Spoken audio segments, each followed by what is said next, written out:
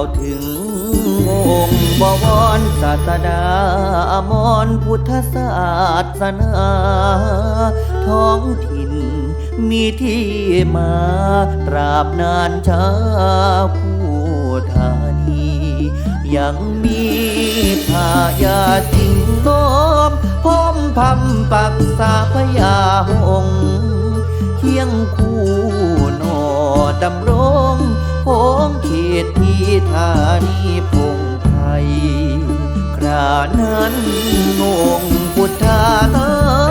เด่นมาจึงเหลื่อมใสอยู่เย็น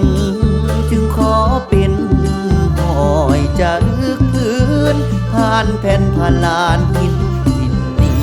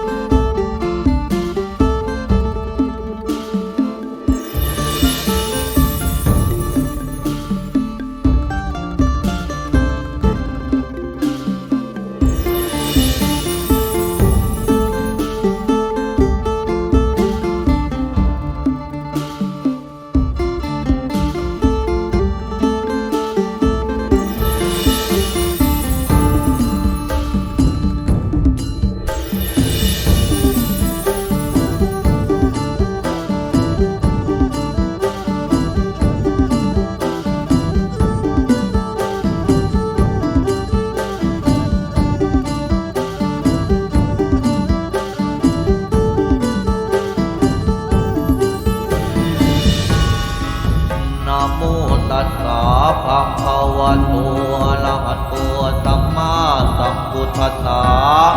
นะโมตัสสะภะคะวะโตอะระหะโตสัมมาสัมพุทธัสสะนะโมตัสสะภะคะวะโตอะระหะโตสัมมาสัมพุทธัสสะวันท่ามีพุทธังภาวะปารตินังติโลกเกตุงเดียภเวกนะขังโยโลกเศธโธ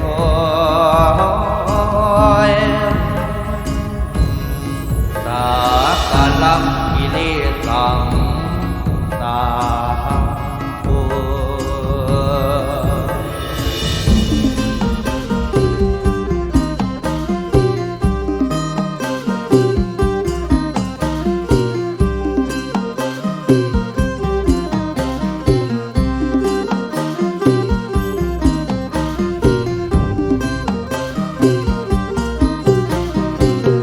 อัญชุลีเนื้อเก่าปีสีรัตนาวาปี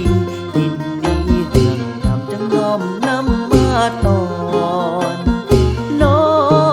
ง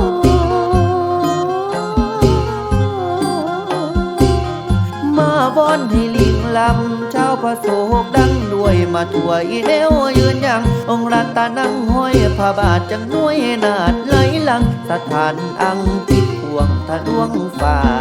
โยมยินน้อมว่าสาธุเด้อ